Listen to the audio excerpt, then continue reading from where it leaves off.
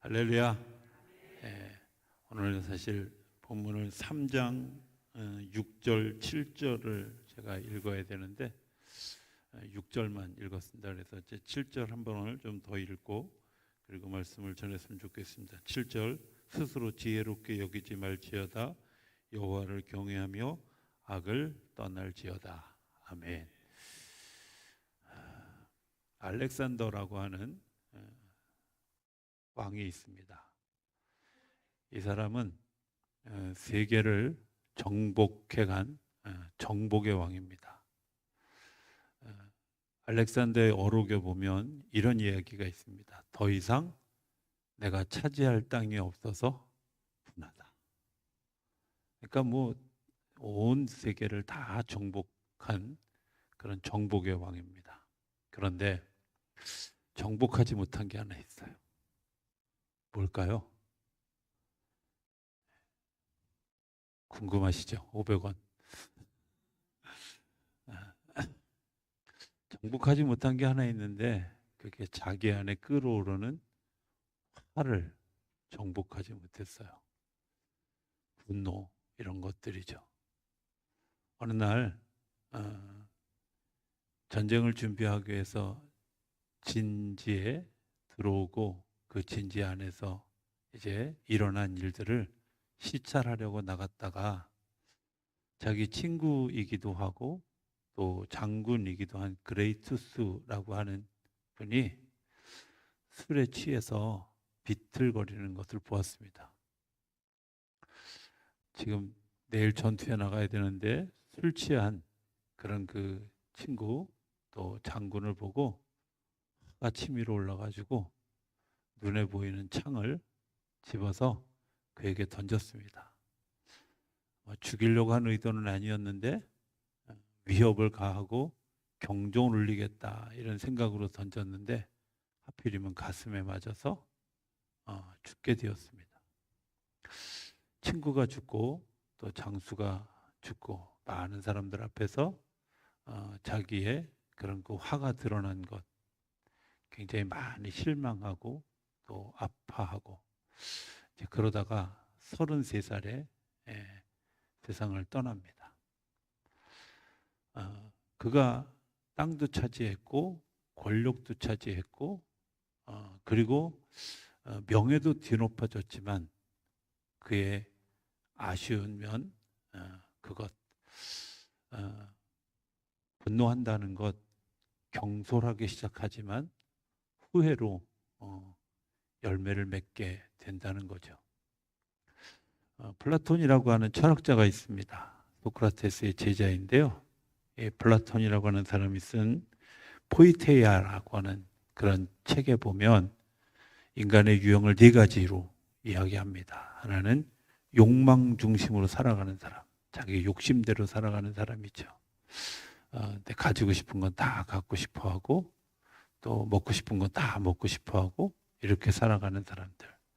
두 번째는 이익지향적으로 살아가는 사람입니다. 이것은 돈이면 최고다. 돈이면 뭐든지 된다. 이렇게 생각하고 오직 돈 버는 일에 자기의 삶을 다 바치는 사람들. 세 번째 사람은 정치지향적인 사람들이죠. 권력, 명예 이런 것들을 탐해서 권력, 정말 무상한 그 권력을 자기 삶에 채우려고 하는 그런 사람들. 또 다른 사람은 관조지향적 사람입니다. 삶의 의미를 알고 삶을 어떻게 살아야 될 것인가 하는 것들에 대해서 고민하고 그렇게 살아가는 사람.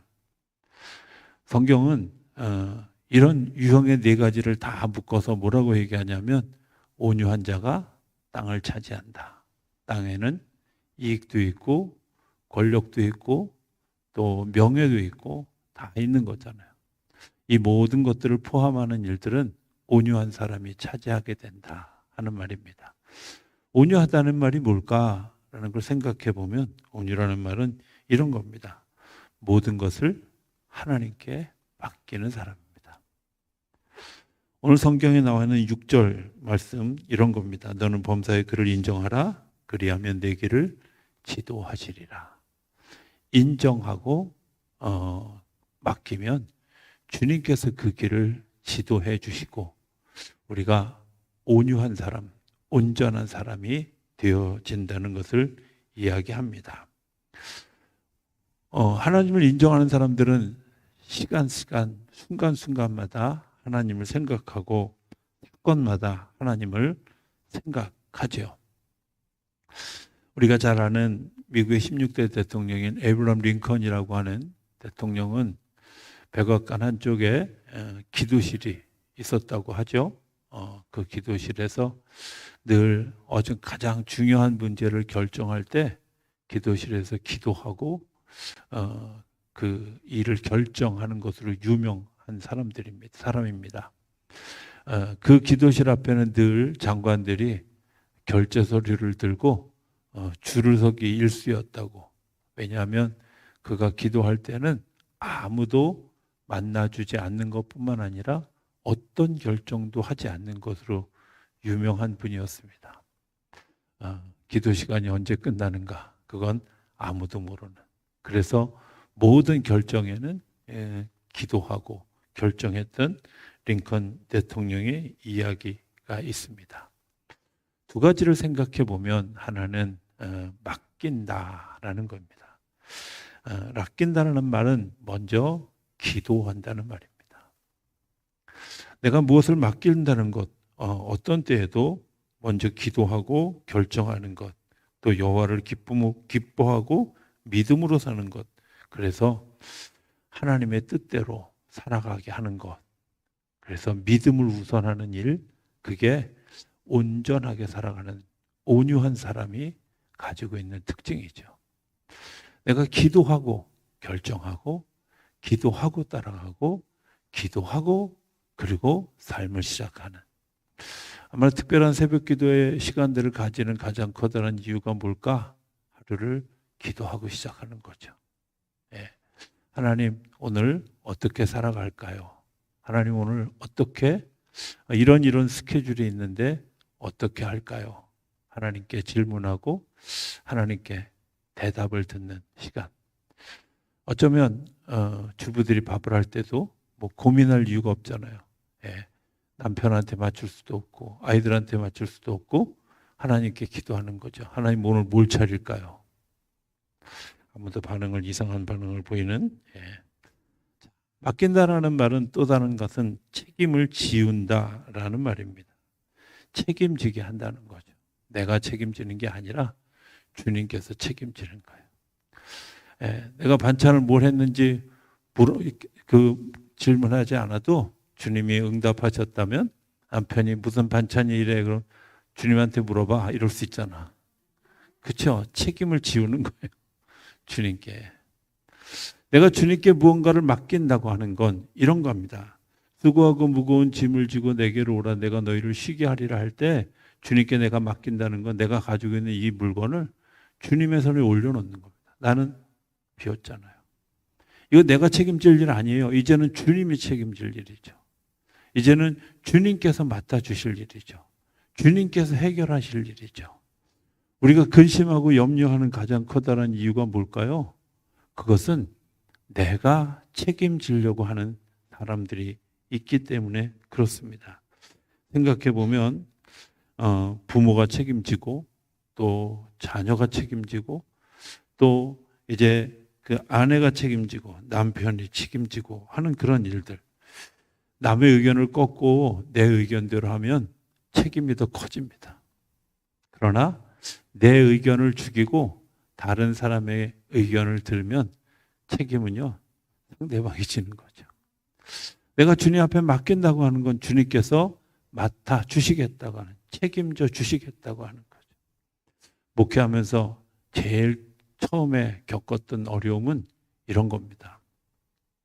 성도님들이 기도해 달라고 오는데요, 나는 아무런 반응이 없어. 도대체 이 기도에 능력이 있는 거야, 없는 거야? 그런데 저를 아주 힘들게 했던 사건이 하나 있어요. 그게 뭐냐면 어떤 그 분이 교회 안 다니는 분인데 어쨌든 그래도 교육자에게 기도를 받고 기도를 받으면 나을 것이다라는 이런 확신이 들어서인지 저건 그 교회 잘 안 다니는 분을 데리고 와서 전도사 때 전사님 기도해 주세요. 그러고 왔어요. 그래가지고 막 열심히 막 정말 침을 튀겨가면서 기도를 했는데 그 다음날 그분이 병원에 갔대. 입원했대. 도대체 기도를 어떻게 한 거야? 이런 두려움이 있는 거죠. 이런 일, 확신 없는 일. 그런데 어떤 순간 하나님께서 주셨던 마음, 또 공부하면서 제가 느꼈던 그런 것들은 이런 거죠. 나는 그냥 주님의 명령을 따라 기도할 뿐이야. 그 뒤에 일어나는 일은 내가 책임지는 게 아니라 그분이 책임지는 거죠.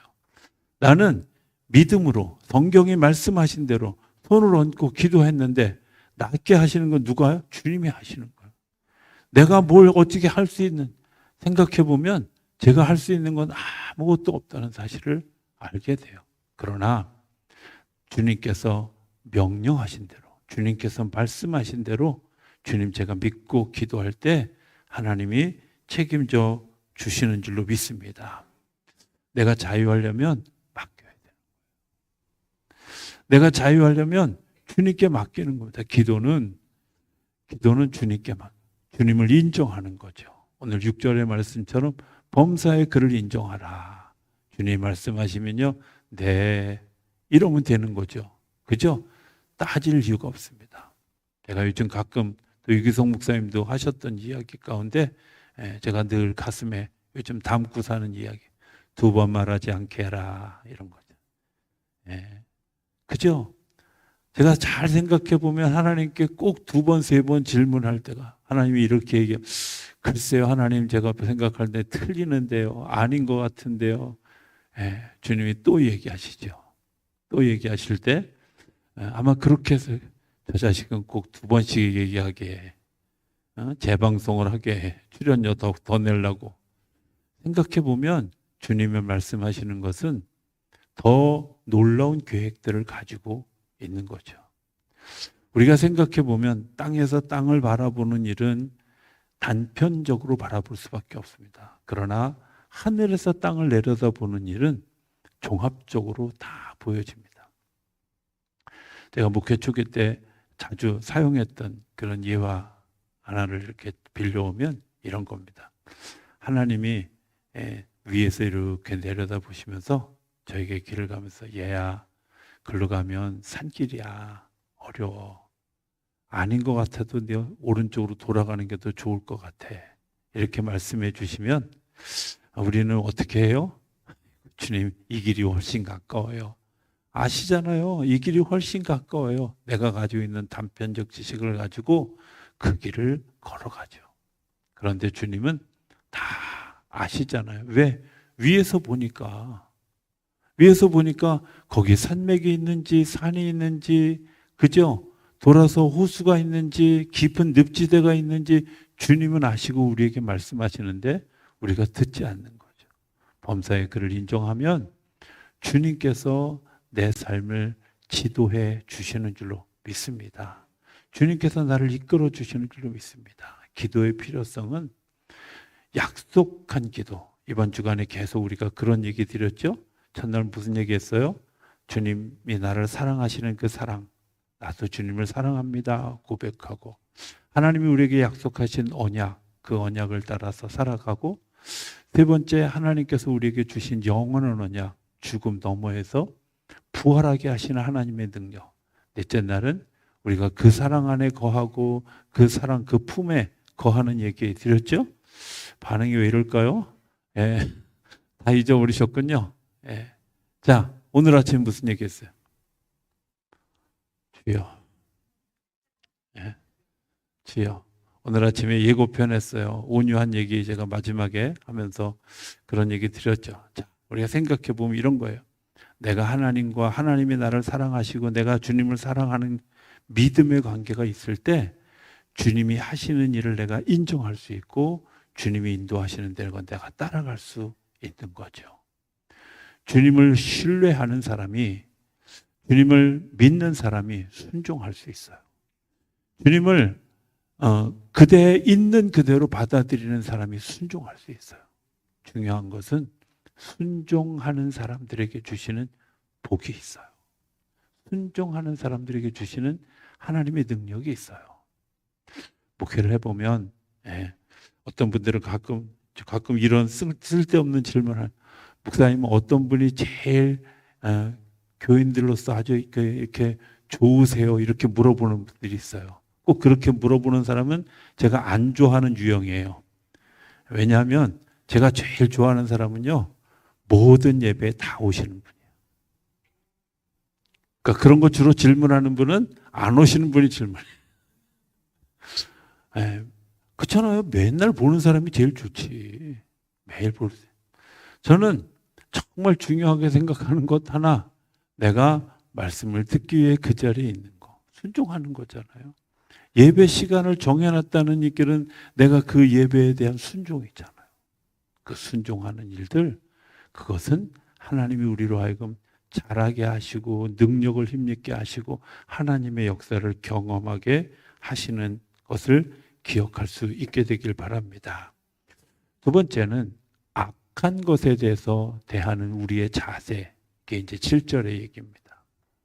우리가 악한 것에 대해서 어떻게 대적할까 하는 겁니다. 여러분들 이제 뭐 여기 보면 반 정도는 자동차를 운전하시는 분들이 있잖아요. 그죠?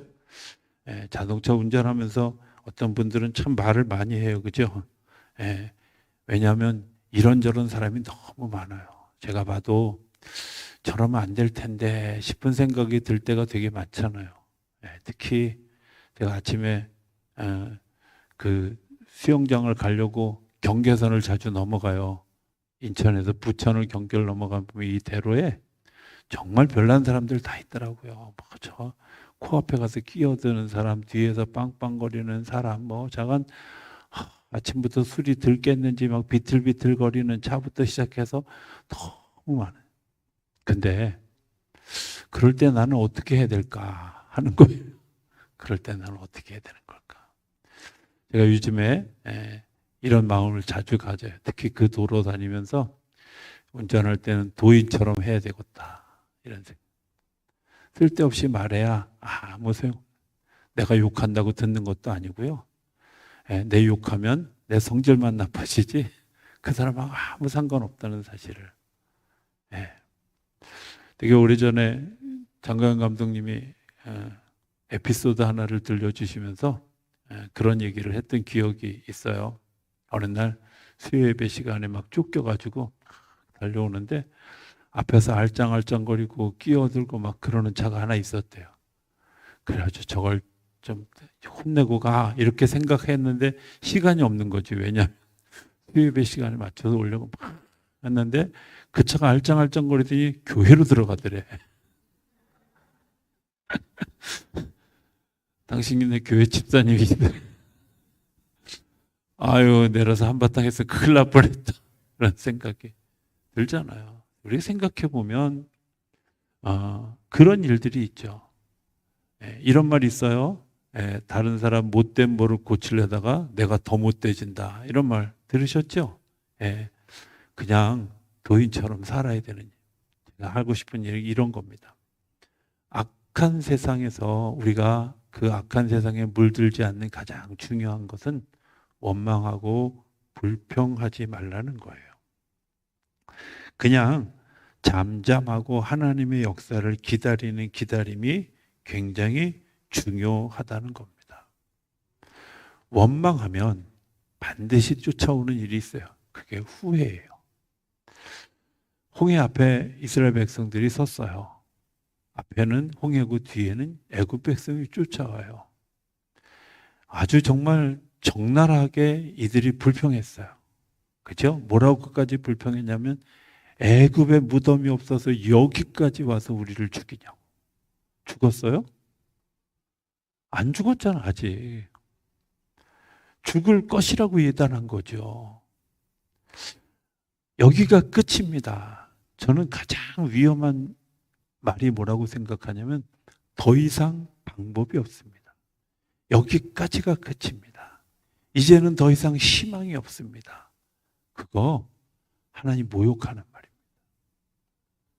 하나님 욕되게 하는 말입니다. 아니요. 하나님은 거기서도 길을 열으셔요. 하나님 거기서도 여전히 일하셔요. 홍해 앞에서 백성들이 모세를 원망하고 하나님 원망하고 막 정말 자기 있는 모습 다 그대로 드러나. 홍해가 갈라져서 홍해를 건널 때 그리고 홍해를 건너가서 그분들이 어떤 마음을 가졌을까? 그래도 사람들이요 망각의 동물이라 홍해 건너기 전과 건넌 후에 다 잊어버려서 그러나 생각 없이 살잖아요. 원망하고 난 다음에 뒤에 오는 그 폭풍처럼 밀려오는 그 후회를 어찌 감당. 불평하는 것 때문에 우리 안에서 얼마나 많이 요동하고 마음을 상하게 하는 일들이 얼마나 많이 있어요. 그런데 잘 생각해 보면 하나님이 그 불평보다 더 소중하게 여기는 것들을 하지 않는 그들을 향해서 얼마나 가슴 아플까. 아니 내가 얼마나 어리석은 사람인가 하는 것들을 발견하게 되잖아요. 모든 일의 종말은 그렇습니다. 잠깐 있다가 없어질 것입니다. 모든 불의한 것들은 사라질 수밖에 없습니다. 중요한 것은 타이밍이죠. 하나님의 시간이 있고 내 시간이 있어요. 하나님의 시간이 어떻게 움직여질까 내가 결정할 이유가 없어요. 나는 그냥 내가 지금 해야 될 일을 그냥 하면 돼요. 마틴 루터의 굉장히 유명한 말이 있어요. 하나님의 파트와 내 파트가 다르다는 거예요. 하나님의 파트는 하나님이 하실 일이고요. 내가 정해진 파트는 내가 할 일이에요. 그 타이밍을 잊어버리면 안 돼요. 하나님이 하실 일을 내가 대신 하려고 하나님 하고자 하는 일을 내가 대신 아니요. 오늘 아침에 제가 그런 말씀 드렸죠. 인생의 건기를 만날 때 우리가 뭘 해야 된다고? 열심히 땅을 파고 물을 끄집어내야 됩니까? 아니요. 하늘로부터 비가 내리기를 기다려야 돼요. 하늘로부터 비가 내리기를 기다려야죠. 놀라운 일이 일어났다 그러죠. 산불이 났는데 비 오기를 기도하고 딴 동네는 안 치던 벼락이 치고 그리고 비가 1시간 동안 내려서 많은 불이 정리되어졌다고. 글쎄 뭐 그분들이 기도했는지 어쨌는지 저는 기도했습니다. 하나님 우리 동네는 조금만 오고 이쪽 동네 비를 좀 저쪽에 갖다 쓸어서 내리게 해주세요 그랬는데 전 뭐 그렇잖아요. 정말 중요한 일은 하나님이 하시는 일입니다. 탈무드에 보면 재밌는 이런 이야기 하나가 있어요. 어느 날 유대교회 랍비와 개신교회 목사님이 두 분이 되게 친하게 지낸 친구였는데요.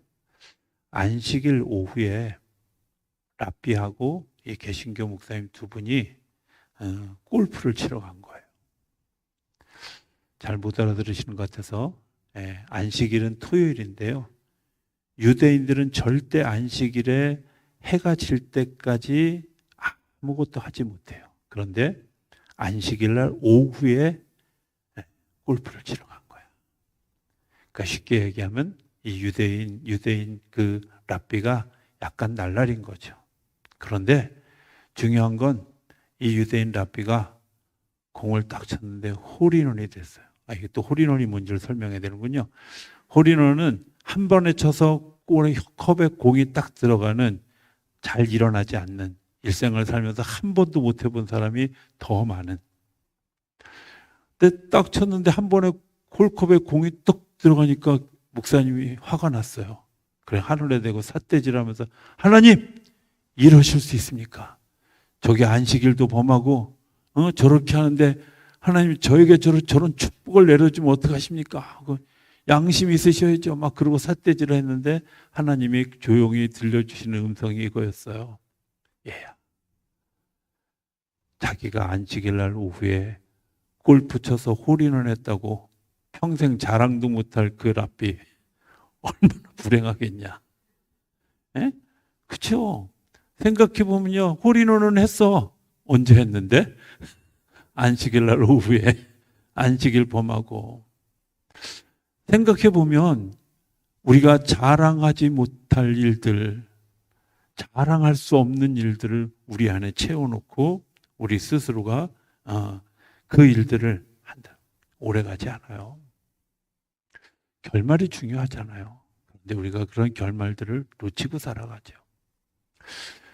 출애굽기에 보면, 미스기에 보면 어느 날 미리암이라고 하는 한 여인에 대한 이야기가 나옵니다.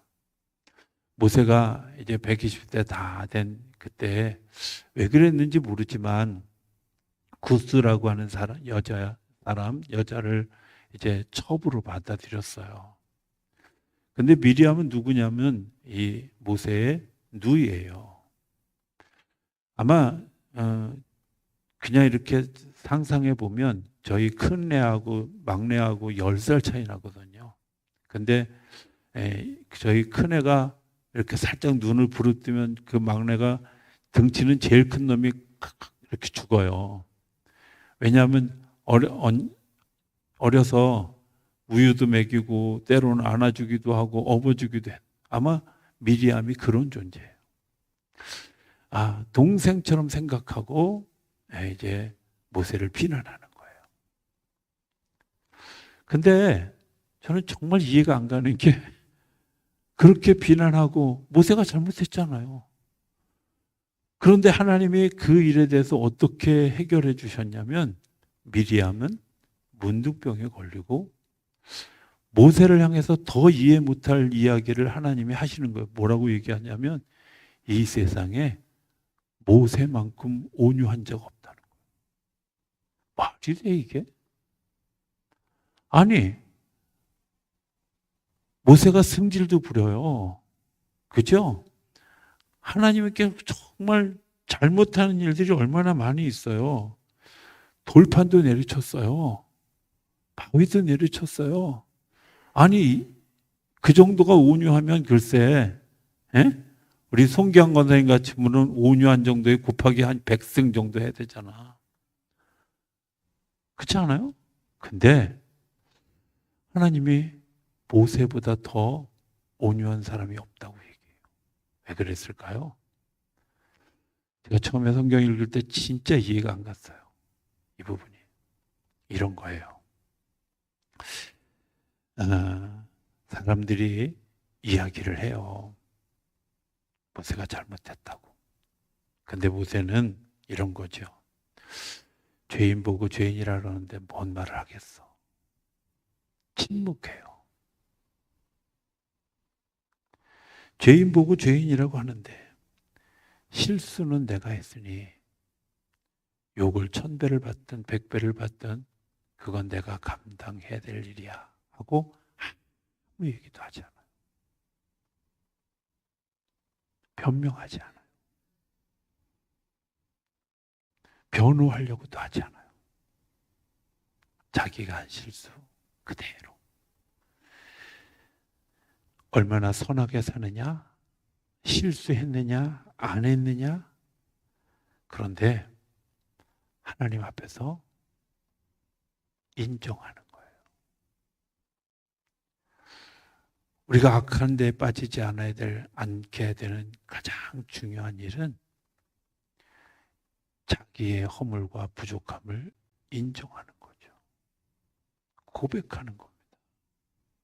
그리고 그것을 주님 앞에 내어놓는 거죠. 다윗의 훌륭한 점을 이야기하며 많은 분들이 하는 이야기가, 많은 신학자들이 하는 이야기가 있습니다. 다윗에게 하나님이 다윗을 기뻐하는 가장 커다란 이유는 그가 왕이라고 하는 절대 권력을 가지고 있으면서도 나단 선지자가 그의 잘못을 공개적으로 지적했을 때도 그것을 다 백성들 앞에 내어놓고 제가 죄인입니다. 제가 어리석었습니다. 이야기하는 거죠. 결국은 온유한 자가 땅을 차지하게 됩니다. 영광도 받고요. 권력도 가지고요. 부귀영화도 누리고요. 소원도 이루게 돼요. 비난받을 때 나는 어떻게 하고 있는가? 빅터 프랭클이라고 하는 심리학자는 사람에게서 세 가지 가치가 중요하다고 이야기합니다. 하나는 창조적 가치. 내가 얼마나 이 일을 통해서 하나님의 창조에 참여하고 있는가. 두 번째는 경험적 가치입니다. 내가 모든 사건, 모든 일들을 예외 없이 소중하게 여기는 거죠. 넘어진 경험이든 승리한 경험이든 불화한 경험이든 화목하게 했던 경험이든 그 경험을 소중하게 여길 때 우리 삶에 또 다른 발돋움이 일어난다는 거예요. 이것들을 결정하는 마지막 하나가 태도적 가치예요. 나는 어떤 태도로 주님을 인정하고 주님을 있는 그대로 받아들이고 주님이 하시는 일에 대해서 내가 있는 그대로 인정하고 불평하지 않고 원망하지 않고 하나님의 시간을 기다리는 일들. 오늘 우리가 예수의 이름으로 좀 다시 한번 섰으면 좋겠다 하는 생각을 합니다. 예수의 이름으로 일어설 수 있고요. 예수의 이름으로 섰을 때 사단이 우리에게 몰려와도 이길 수 있는 힘을 가지게 되는 줄로 믿습니다.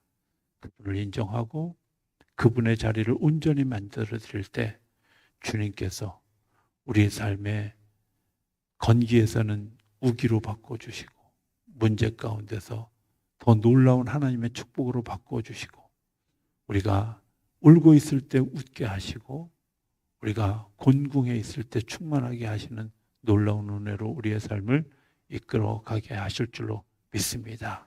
그 은혜를 누리고 경험하는 우리 모두가 되어줄 수 있게 되기를 주의 이름으로 축복합니다.